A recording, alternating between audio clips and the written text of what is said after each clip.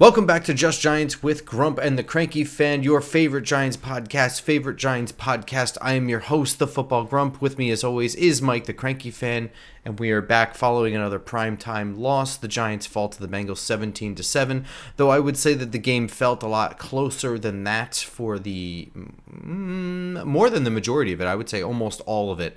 I was in attendance. Cranky Fan was not, and it was. I guess we haven't talked at all at one iota because I haven't seen you. Yeah, not at So all. one thing I'm going to say about this game is I was pleasantly surprised once again. We showed up week 1 at home against the Minnesota Vikings, and I was ravenously upset with the fan base that showed up, right? We had like a whole thing on that. And, then there was a Thursday Dallas primetime game, which we thought we were expecting the worst from the crowd, and it really wasn't bad at all. Mm-hmm. And then, I attended this one, and, Cincinnati's not one of those fan bases that I think is known for traveling. There's not a big Bengals presence in this area that I'm aware of. Giants fans showed up last. I was pretty decently. I mean, for you watching on TV, did it seem decently loud? It didn't seem decently loud, but it also didn't seem decently 50-50. Man, you can hear some Bengal fans cheering. No, there really wasn't a whole lot of that. But that's the state of the league. I mean, every single game you're going to hear opposing fans cheer, and it didn't strike me at all as like, Bengal Nation took over. It didn't sound like a really crazy Giant crowd either. It felt kind of what MetLife games, and we don't watch many games on TV that are home games. It's got to be extraordinary circumstance. This was one of them, and yeah, it just seemed like that stadium just sucks. And, I mean, I guess so. I'll tell you from just being in the crowd. However, it was perceived on TV. I wasn't sure. But for primetime games, Giants fans don't show up. This one was a lot better. Good. And I would say less so of the, again, this might just be our spot where where we're seated. Not a lot of like the crotchety, like quiet fan or the taking selfies fan either. Like, general energy. So Good. yeah, it was a decent crowd. Well, I think the Giant fan kind of knew that this was kind of a must win. If they win this game, as crazy as it seems, the way this division has been, you can start thinking about maybe they can steal this division. If you don't really believe in Washington yet, and you see how horrendous Dallas is at home, and who knows what Philly is, you can start having visions in your head of maybe we can actually win this stupid division. So I think the Giant fan, this may be one of its last gasps of optimism for this year, and I think they showed out because of that. I don't think this game was a must-win at all. I don't think any time that you I'm not talking what you think. I'm talking with the average Giant fan who thinks this team is shit and is about to, this. A lot of them think this is, we came into this season, it started off so crappy. If you win this game, you can really start. Well, I mean, I think it flips the script of what we were saying 3 weeks ago.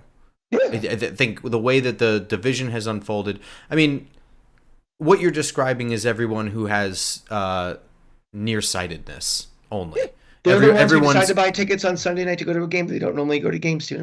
Well, I mean, just in general, everybody who's developed an entire narrative for the year based on a short sample size. Mm-hmm. Especially people who look at box scores and watch highlights only and don't watch football, probably, had a completely different narrative of how the season was going to go. Let's get into this game. I think this is. Let's start with the fact that the Giants lost 17-7. You will not win any football game scoring one touchdown. It's just, we know this. This has been the story of this podcast for the last several years now. Interesting game on offense because, again, a lot of time of possession in this game. 41 attempts for Daniel Jones, 17 carries for Tyrone Tracy, and that's just, the one running back. There were other attempts on there as well. Daniel Jones ran a couple of times. And just I don't know. I came away thinking that the Giants' offense looked like its sloppy version of itself. I thought there were a lot of very stupid penalties, killing some chain-moving plays, relying on a lot of fourth down conversions. Now, again, they're playing without their starting running back, and they're playing without their offensive identity at this point. Their best player on offense, Malik Neighbors, did not play in this game. So, when you say stuff like that, it's sort of like, well, I get it. You know what this offense is starting to look like, and we've seen it over the last couple of weeks, and I'm thinking back in my memory banks. The 1990 Giant team, that team that won the Super Bowl, won a lot of games like this. They won a lot of 18-10 games, 21-10, a lot of field goals, a lot of time possession, a lot of the way they kind of won that Super Bowl against Buffalo. They were very efficient. They held on to the ball for a long time, played really good defense. That's kind of what you saw, and I think that's sort of what you're starting to see with the identity of what this 2024 team is, and I think with this coaching staff, knowing what they have in their quarterback, knowing and also having to adjust with key injuries in key spots. I think it's just hold the ball as long as you can. You're seeing coaching decisions, if it's fourth and short, go for it, And I think that's what they feel is their best path to win with Daniel Jones right now. Yeah, I think it just wasn't successful because, again, like you said, you don't have Devin Singletary. You don't have your third down go-to guy that you're throwing to. Andrew Thomas, I don't know what's up with. I think he might be slightly hurt, possibly. Is that what? Do you hear anything about that after? So he was. I don't think he started the game poorly, but I'm giving him a fart for this game for a couple of reasons. He didn't start poorly. He did give up a sack, I want to say, in the second quarter, which was bad. And a bona fide, that one was on Andrew Thomas' sack, which, I'm giving him a fart, but I grade everyone based on my expectations for them. And he is the all-pro on offense. I wrote that down too. Yeah. It's a sliding scale. If you're Evan Neal, you're going to get a fart, differently than if you are Andrew Thomas. And he also had that illegal man downfield penalty. That was an absolute killer. And this is what I'm talking about with the offense looking sloppy. Like, I agree with you. I do think that this. Well, to answer your question, yes, he was hobbling around on the field. They said that he needs an MRI on his foot. As far as I know, he was the only one who was injured in this game, other than Slayton kind of came out and came right back in. He was checked for a concussion, but was cleared. So I don't know if that was mandated by the league or he actually took himself out. But. Yeah, Grump, you didn't know this, but by the time they got to that, obligatory sideline reporter update, he was already back in the game. Yeah. It was kind of silly. They're like, well, we went to check, and obviously he's back on the field, so back to you. Yeah. It was kind of stupid. That's why those TV contracts cost so much money. They have to pay that person to tell you what you already know. Right. But so you have a quarterback with limitations, and I think that that just is, okay? I mean, you can't have your cake and eat it too. They are where they are right now. We don't need to have this conversation every week. But when you have that and you are going to design an offense that's going to eat up the clock and do stuff like that, like, it's important for this offense to have either a downfield threat or an intermediate threat, somewhere from 15 to 20 yards and then 20 plus yards down the field. The downfield threat is not really working. Daniel Jones is scattershot, but really it looks like when it's Malik Neighbors running down the field, he's double covered, and you're asking Daniel Jones to throw into a tight window, which he's not able to do right now, or possibly ever again. When it's Jalen Hyatt, and we'll get to him in detail. Good. For right now, we'll say it's just not working. It does work with Darius Slayton, but it's because Darius Slayton has a good connection with Daniel Jones. He understands how to tempo his speed, how to work his way back to the ball, how to go up and get the ball. The problem is that he's just not super reliable. And we know what this offense looks like already when Darius Slayton is the number one. It's one that can eke out games, but it is not one that you build an offense to look like. This is just sort of what happens when Malik Neighbors isn't here to offer that intermediate threat. Right. You know what I mean? Like, we don't have that threat right now because it's just Darius Slayton. And now I'm going to get into Jalen Hyatt, who also gets a fart from me. Good. One catch for 5 yards on 4 targets. I was not a fan of Jalen Hyatt in the draft because he was being mocked to the Giants in the first round, and I just didn't see a first-round receiver. I have no issue with the Giants taking him in the 3rd round, but the reason why is because I saw somebody that just had straight-up speed. Now, there's a lot you can do with speed, but I don't want to use a first-round pick. That's like a work in progress. But there ain't no work in progress going on right here. It's been a year, and I have not seen one bit of advancement from Jalen Hyatt. And it's little things as well as big things. If you want this guy to develop into a full route tree in a year, you're asking too much. But he hasn't developed at all with route running. More importantly than that is that he hasn't developed any of his downfield stuff at all. He does not tempo his speed. He doesn't work back to the football. He does not work back to the quarterback. He doesn't even try and go up and get the ball or attack it in the air. He's just going to keep running, and if it's not where it's going to land perfectly in the breadbasket, he's not going to do it. And there were times in this game, and I only got a quick replay of this. I didn't really get to dissect this game because it was a night game. I had a lot less time to do this. So this is mostly from live. Looked like he wasn't really even fucking trying. Oh, see, my notes, because I was taking notes when I was watching the game on TV, was he doesn't know how to catch a ball, almost. His technique is so bad, at the point of where he should be catching it. His body is all over the place. His arms are all over the place. A couple of those balls were catchable. I mean, they were defended, but I thought should have caught them. But he's just so out of position, and it's just how is this guy so raw and so undisciplined? I mean, again, we're talking about, I say Evan Neal. Well, he was the best offensive lineman in the SEC. This guy was the best receiver coming out of the SEC in his draft class. It's how is he so just? And that goes to your point about not trying. Is what is this guy doing during the week? Is he trying to get better? Is he making any effort to? Because I see a guy out there that doesn't look like he knows what he's doing when the ball comes to him. Yeah, it's enormously frustrating because I do think that some of the balls are catchable. And also you can see he's just looking for flags constantly. You know how you get them? Actually work towards the ball. Mm-hmm. Try and go and get it. Don't just wait for it to come to you. You are an NFL wide receiver. You have to do something. This isn't college where you just run past everybody. Right. Win the battle so the official thinks the other guy is doing something to disadvantage you. Yeah, that's how you get pass interference calls. Force the defender to yank you down, not just... Mm-hmm. I mean, the grabbing and stuff, it happens on every single passing play. Yep. They're not going to call it just for that. If you work back to the ball, they will drag you to the ground. You'll get the flag every time. I mean, just case in point, you look at the DPI that Darius Slayton drew in the end zone. He's jumping up in the... I mean, that ball is probably not catchable. But because he's jumping towards it, the defender has to actually put an arm into his body and throw him to the ground.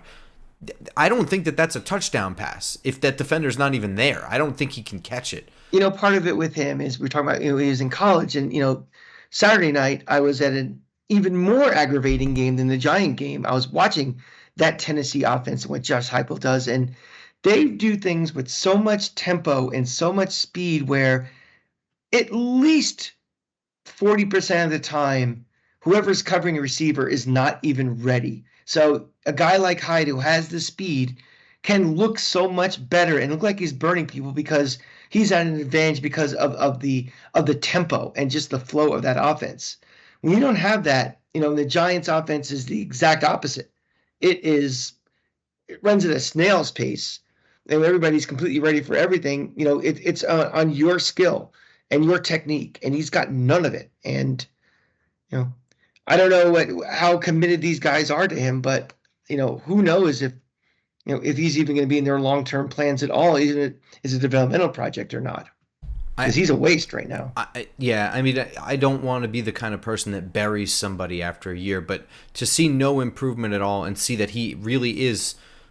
at a certain point, I almost feel like the Giants are better served putting Isaiah Hodgins out there. You get what is a rookie, a 4-year deal? That's like your rookie deal? He's going to be halfway done after this season. And he still looks like a guy in rookie minicamp.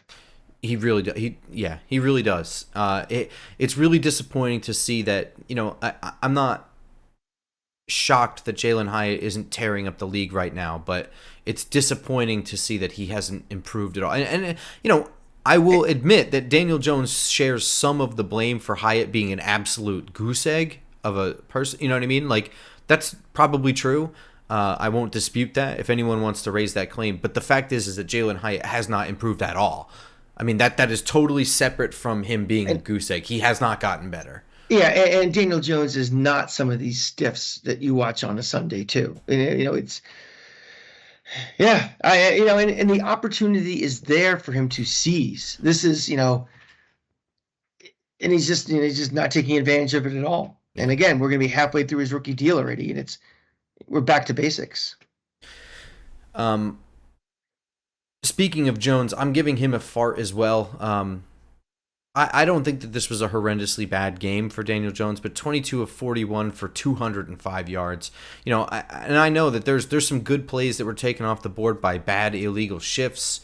There's a 55-yarder that was taken off the board by an illegal man downfield for Andrew Thomas, a very, very uncharacteristic penalty from him. But nevertheless, a penalty that really was like a field-flipping play. I mean, when you talk about losing this game by 10 points, you have a missed field goal in there as well, something like that is pivotal.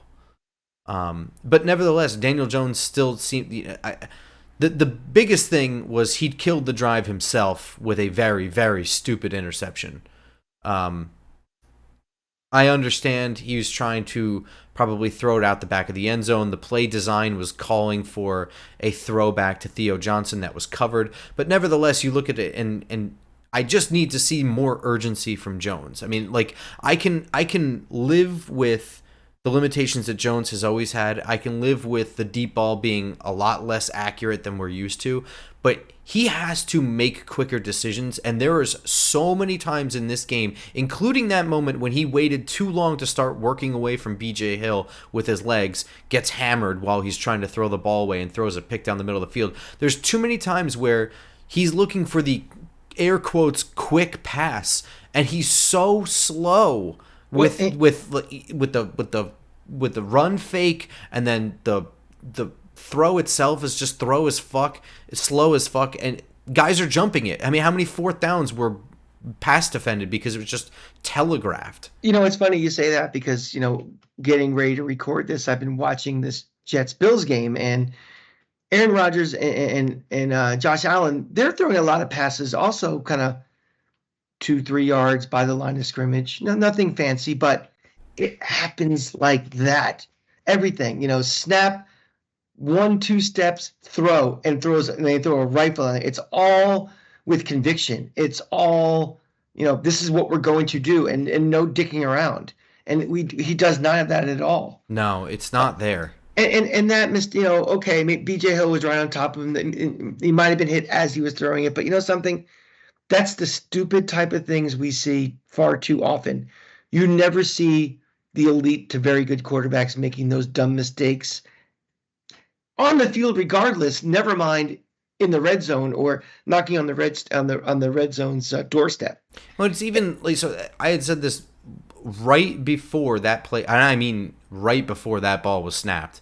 I leaned to my friend and I was like, because he was like, this is a good drive. And I just turned to him, I was like, this is usually where we do something stupid.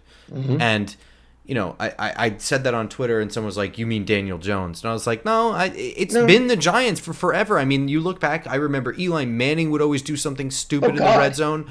I mean, let's go back 1 week. Eric Gray fumbles at the 1 yard line. I mean, it's been so long since I've just been super confident in the red zone. I don't have any quantifiable numbers to back this up, but it feels to me in the last 15 years, no team has, never mind not scored in the red zone, but had a turnover in the red zone as much as we have. I mean, Eli did it a ton. And it was usually like when we're sitting in one end zone, it's at that far end zone, we see it, and it's just like, oh, Jesus. Well, not even that it was a great pick, like, where the hell are you throwing type of pick? I mean, so we were there for him throwing a pick six to Allen Ball that was like a 108-yard touchdown. Mm-hmm. It happened right in front of us. I mean, I've been watching this shit happen for a long time now. It's different head coaches, different coordinators, different quarterbacks. It's different everything. It's not. In fact, the only real consistent parallel has been the team in the stadium. Yeah, and adding another data point to my thesis from last week, it happened at home. Yep. And I'm seeing, by the way, more and more people bring that up since you brought it up. Oh, interesting. Right now, I think that the Giants' offense is looking sloppy. I think a lot of that has to do with what Malik Neighbors brings. Malik Neighbors is somebody that elevates an offense because he can make the spectacular play. I think that he is already such a polished receiver that he can school a defensive back on the field, get open, and then also contort and change his body to make the difficult catch when Daniel doesn't deliver a perfect ball because he hasn't been. And then on top of that, he also can do something extra with the ball in his hands. When you remove that from this offense, it starts to look shitty. And last night they looked shitty. They looked very sloppy on offense. So against one of the worst defenses in the league. I mean, this is the one we all thought, if we're going to win this game, we have to be in a shootout. But that's the thing is like, I didn't think that the Giants offense was shut down. It didn't seem that way. The numbers sort of looked that way. I don't know. It felt on TV. It felt like, again, we extended drives because we were aggressive going forward on fourth down. A few times. And I'll do this to flip this to the defense now because I don't want to belabor the point. But I felt like going into this game, I was less worried about what we were going to do on offense against their defense. I thought we could move the ball a little bit, and we did move the ball a little bit. I was worried about how we were going to cover Jamar Chase and T. Higgins, and I feel like the Bengals offense was absolutely shut down in this game. Oh, me too. 100%. And I don't want to sing too many praises for the defense because that opening drive, that was an embarrassing touchdown to give up. And I mean, it was bad. It was like a 45-yard run by Joe Burrow. There was nobody on one side of the field. No one at all on one side of the field. He literally ran half the football field untouched to the end zone. It was embarrassing. But outside of that one play, I didn't really see too much that looked even bad. I mean, right on. And this is going without a starter on the defensive line. It is already a defense that we don't feel very secure about. Now losing one of its starters, a first-round pick, not say what you want about him, he's still a important part of that defensive line. And the man who stepped up into his role was anything but Jalen Hyatt, right? Yeah. I mean, it's a guy who finally got healthy and can stay on the field and played fantastic. He gets an absolute star. I gave a star to Azeez Ojulari as well. He had 2 sacks. He was in on the forced fumble. I think they credited Bobby Okereke with the forced fumble. But I think if you look at it in slow-mo, it's a team effort. Azeez has him wrapped up. Okereke just kind of comes in with the hammer, and they both kind of jarred it loose. But he would have had 2 more sacks in this game. There was one where he slammed into Joe Burrow, and I don't really know what happened, but it did happen right in front of me. It looked like he's trying not to get a penalty. Matthias Kiwanuka did. That's what they said on TV. Same thing. And that's a shame. If something happened on that play, I'd be probably giving Azeez Ojulari a fart, but because nothing happened on that play and Joe Burrow had to just throw it away, I'm feeling sympathetic for defenders. But then he also forced an intentional grounding later in the game. So that's another sack he would have had. In one game, he would have had 4 sacks. So, and you're looking at a defense that was leading the league in sacks going into this with 22, have added 4 more with another from Brian Burns, who I'm also giving a star to, and another from Dexter Lawrence. So I thought the defense played exceptionally well going up against what they went up against. You have one pretty much garbage time touchdown from Cincinnati, and then they also absolutely shut down in the red zone. And the Burrow play to me is an outlier. I mean, the problem is with a team like this, when you can't do anything on offense yourself, is that you need your defense to basically pitch a shutout. And unfortunately, we were behind the 8 ball almost the whole game because of one play, which to me was an outlier based on the other 70 snaps or something the defense played the entire game. And I think it was still the first quarter that interception that Daniel Jones threw had. So it's like, if you really do take away Daniel Jones' stupidest play of the night and they score a touchdown on that, it's really not This is why I feel like it really was a close game all game. This is, and everybody's heard me use this term all the time.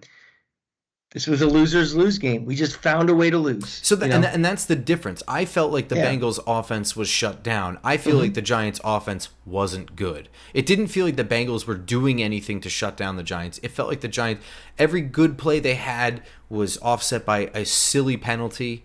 There were a lot of like just 6-7 yard gains that were taken away for illegal shift.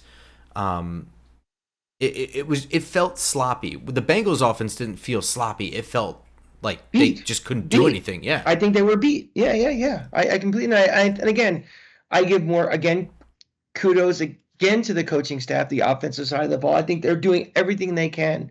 I love the aggression going for it on fourth down.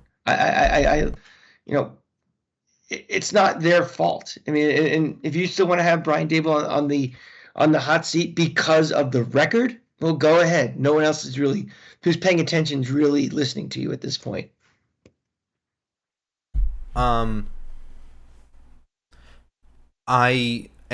you at all surprised that they were able to get consistent pressure? I guess not, right? Like, we went into this. It's been a trend for the last several weeks. We knew they have a good pass rush. But I think also Cincinnati has not had a good offensive line ever. Mm-hmm. Yeah.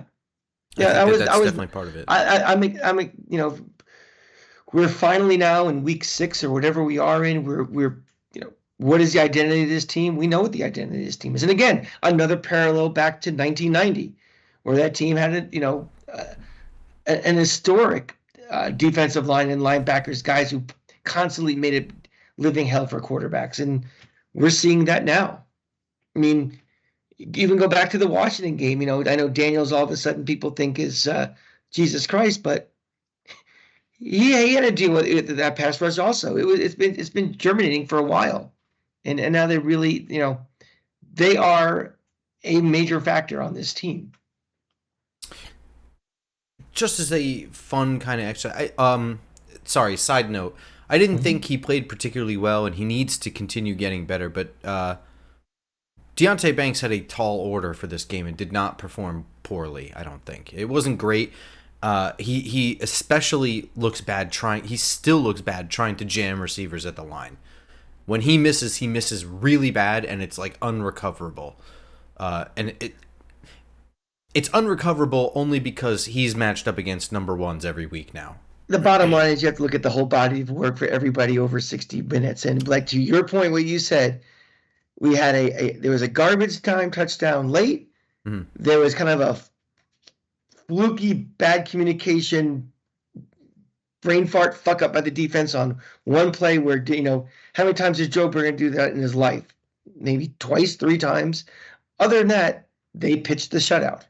Yeah, I mean, you had you had a turnover on your end of the field where they forced the fumble.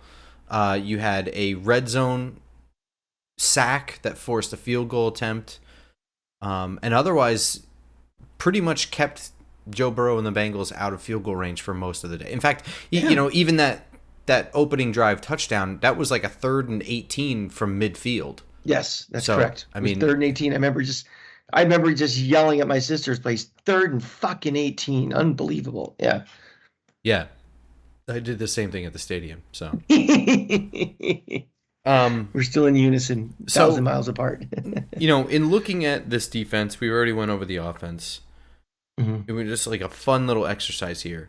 Okay. Assuming quarterback is off the table, as far as off-season top 3 needs, you making any adjustments? Like where would you see, given what we saw from like the defensive line and the growth of the defense over the last couple of weeks? What do you think are like the top 3 upgrade positions here? Still in the back end for sure. I mean, another cornerback is definitely number 1. I don't think that's going to change the rest of the year. I have to look at the salary situation for the defense lines. I think another defensive lineman just for keeping depth, and keeping guys fresh might be something. A young guy, because I don't want like a second injury to happen. All of a sudden we're thin, and then the advantage we have is gone. and probably another safety. I mean, I'm basically looking more back end than. But you're than the looking front end. strictly defense then? You said the top 3 needs on defense. No, whole team. Whole team. That's why I said assuming quarterback is off the table. I think I'm kind of still the same if quarterback is off the table. Just O-line depth then. O-line depth, another receiver. Yeah. I mean, I think that's really where I'm going. I think moving further and further up my list of wants. A kicker? Yeah. So I had that as my top 5 things, and it's obvious. If our primary kicker is out, we and we don't want to pay him going forward. We have to address that because this is arguably the second game we came down to. We lost because of the kicking situation. Yeah, I mean, I don't know. It's a 47-yard attempt, so it's not a gimme, even if it's Gano or Justin Tucker. People miss 47-yarders. Yeah, but I would feel better with a sure a starting kicker kicking that in the league no question in the league where these guys are kicking longer and longer ones and more consistent. As the Jets, I think that was an extra point boinks off the upright as we're speaking. I think it was a field goal, wasn't it? Was it? I mean, the Jets are trying so hard to be Jets.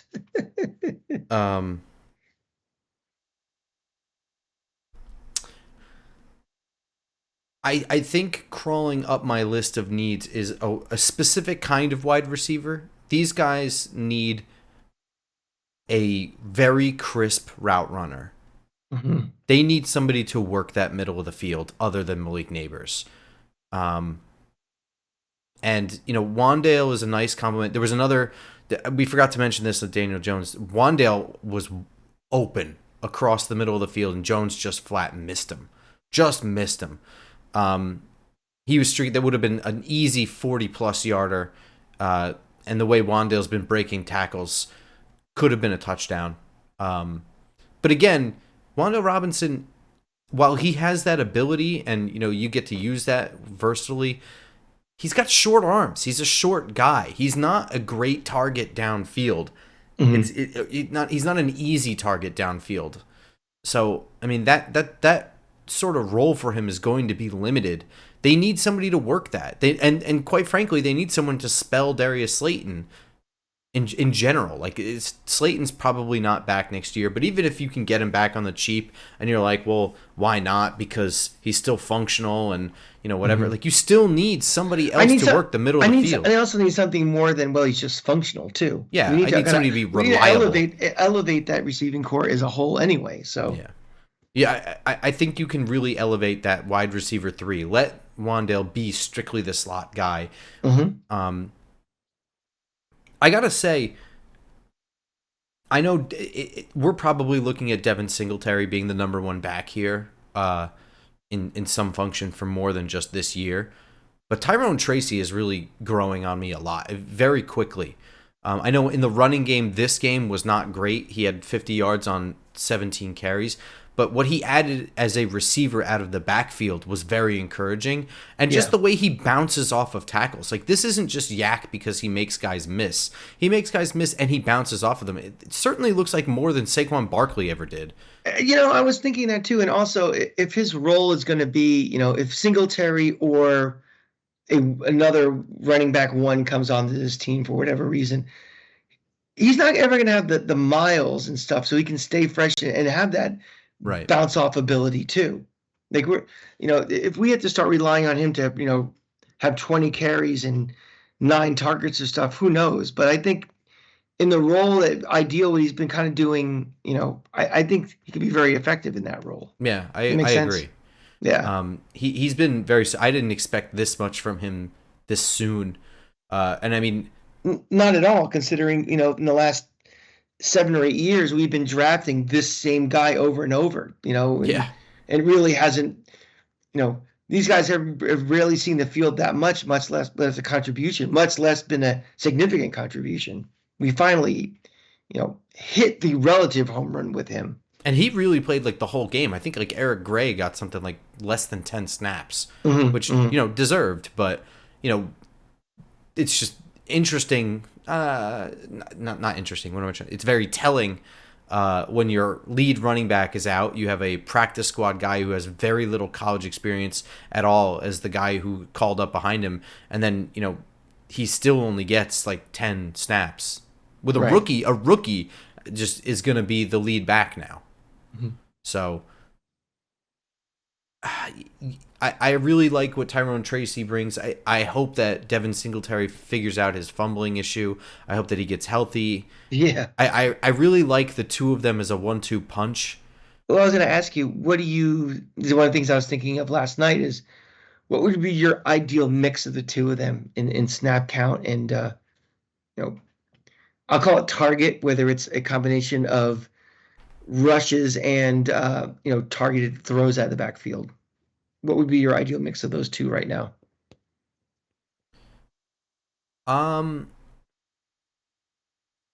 Would you have it closer to 50-50 or Yeah, still? you know what? I think it's one of those things where I might start the game with Devin Singletary and then kind of work Tracy in later on, like maybe third and fourth drive of the game.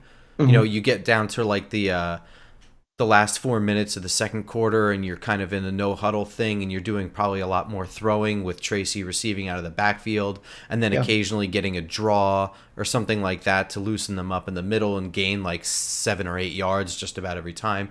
And then I think you stick with that in the third quarter. And if you have a game where your offense is rolling, which by the way, the way that they're doing this dink and dunk kind of offense and the time of possession offense, it does wear down defenses. Then I think you switch back to Singletary in the fourth quarter and just let him level people. You know what I mean? Mm-hmm. Let him Mm-hmm. just because he's a pretty spry dude, but he can also lower his shoulder and has no problem just trucking a dude. I think that's kind of I'd 50-50 it. And also I think that this offensive line is at the point now where they're good enough that you can put both of them in the backfield and kind of let Brian Dable be creative in confusing defenses and stuff Don't forget also who was the leading rusher on this team yesterday. This Jones. Daniel Jones. He had 56 yards. He actually 5.1 yards a carry. Yeah, he didn't look bad running the ball. Are you getting nervous with him running, 11? I mean, I said that we should utilize him in the run game, but some of these runs just seem like he's just almost being a little bit of a battering ram, and I'm getting a little nervous. A little bit, but they're still not running him as often as they were in 2022. Mm-hmm. So I'm feeling it's kind of like a little bit here and there. I feel nervous sometimes when I see the way he just uses his body, but then that's what's worrying me. Yeah, but you know what? I'm not going to stop a guy from being who he is. It's who Daniel Jones is. I don't know. I'm not going to take it away. I don't care. As long as they're not calling zone read runs as frequently as they were in 2022. You know what I mean? At a certain point, you have to coach the player that you have, and it's part of his game is running, and that's how he runs. You know that, then you have to know how often you want to call it, against what teams you want to call it, and, kind of work it that way. His last 5 games, he had 11 carries yesterday, 11 a week ago, 4, 8, and 5. So it's starting to creep up a little bit longer. Yeah, but some of those are also scrambles. They're not designed runs. And Singletary hasn't played in those last 2 either. Correct, and that's the other thing too. I would be nervous if it looked like the 2022 Bears game over again, but I haven't seen that yet. No. If they continue to increase, I'll probably be nervous. I'm more nervous not by the quantity. Oh, I agree, though. I think some of the shots he's taking are just like, okay, just get up. Okay, good. Let's move on. Yeah. Okay, get up. Good, fine. On the note of injuries here, we don't know anything about Thomas. I couldn't find anything on him. I didn't hear any information today. Hopefully we'll hear something tomorrow. By the time you guys are listening to this, hopefully we know something about Andrew Thomas. That is a huge, huge injury, because if he has to miss time, I think, are we probably looking at Jermaine Illuminor flipping and then Josh Azudu going to right tackle? And then here we go. Then all of a sudden, this offensive line's been really good. relatively speaking, because it's been very healthy. Yeah. And one of the things you said before, what are your top three needs, and offensive line depth for sure. And Not to get ahead of our skis, but having the Eagles next week, we can talk about the dysfunction there, and that's fine. But the defensive line is still something that I'm worried about with the Philadelphia Eagles. So I'm not really thrilled about the idea of a hobbled Andrew Thomas. I gotta laugh. I'm sorry, Grump. He just missed another field goal, a second off the upright for the Jets. Sorry. Devin Singletary, I expect to probably be back next week. It looked like he was almost a go this week. Mm-hmm. So here's hoping that he'll be back. Malik Neighbors has to go through the concussion protocol. There's no telling at this point since he hasn't really advanced. He actually kind of went backwards from Wednesday to Thursday. So it's hard to tell, but it would be pretty odd if he were to still be out against the Eagles. We'd be looking at like over 20 days or something like that. Yeah, let me check the cancer schedule this week and see if he's appearing anywhere too. That might be an indication. And then Kayvon Thibodeau, he's going to be out for a while. Azeez Ojulari can be undisciplined in his rush lanes, and that may be, but god damn if he is not productive as a pass rusher. Yeah, absolutely. I'm far less worried about. Well, Kayvon's on IR, so we know he's going to be at least 3 more weeks. He's out. Yes, correct. And again, not to go too far into the future, but Azeez is probably going up against Lane Johnson for the most part next week, and he's one of the best tackles in football. But Jordan Mailata is not playing, I don't think, and that just means that I have no idea what they're going to do about Brian Burns on the other side. So, we're getting to that point in the season, Grump, where every team has these key guy out, and we always focus in on ourselves, like, oh, here we go. But we're not the only ones in the ocean. But everybody else too. Now you're starting to see when you give your injury reports every week, it's like, he's going to be out for 4 to 6. He's going to miss this game, and so it's the league, and we just have to navigate through it. Did you have anything else on this game? No, it was just very, very frustrating. Again, I see Dallas getting rolled. The division is gettable, and that just aggravates me. And more of a macro issue than just this particular game. It just sucks where we are because it's ripe for the taking. I was 3 for 4 on my NFC East predictions. Washington lost to Baltimore as I predicted. You thought Washington. You drank the Kool-Aid and died. I did. No, yeah. With what's his name? That was me and the Reverend Jim Jones. Jim Jones. Yeah.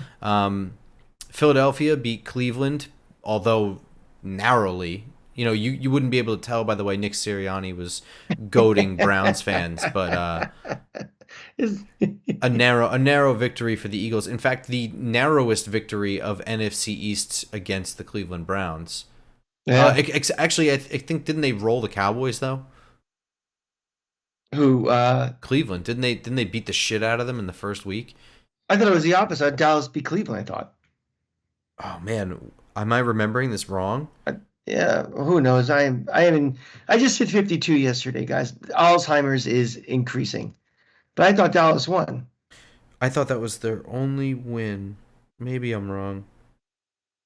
Yeah, no, you're right. Dallas won. All right. Jeez. Well, speaking of Dallas, they got their noses rubbed in it by Detroit, and we called that one as well. 1 million Detroit Lions fans in AT&T Stadium. Yeah, that happened too. That game was... I mean, they got their shit pushed in. That was... Well, I talk about Daniel Jones has a problem playing at home. I think the Dallas Cowboys just have a problem playing at home. They're not good at home. Yeah. So it's a shame that they didn't win this game. It's not a must win. I'm more annoyed about the Washington loss than anything. I think if there's a singular game that I am super angry about, it's the Washington loss because I really feel like some cautious roster movement might have prevented a loss there. The Dallas loss sucks, but I it's so hard for me to be critical of Thursday night games. You know what I mean? It Yeah. really is. The Washington loss to me is such a bummer because you're looking at you'd be 3-3 right now. You'd be tied with Dallas. Washington would be 3-3 at this point. You have a tight division if you win that game. Yeah, for everybody. And this game does have the built-in excuse of any game that doesn't have Malik Neighbors. I mean, that is the Giants' offense. That is their. The question is, without Saquon Barkley, what's your identity? It's a better one. It's one with Malik Neighbors. But once Neighbors isn't there, there is no identity. We are just patching together a very well designed offense and hoping that we execute it. That's kind of it, right? It's a problem we are in where one guy makes so much of a difference, and that's what we gotta. That is the job of Joe Shane. Is we can't be so reliant on one guy flipping the script on what this team can and can't do going forward. I think that's going to do it for this episode. Yeah.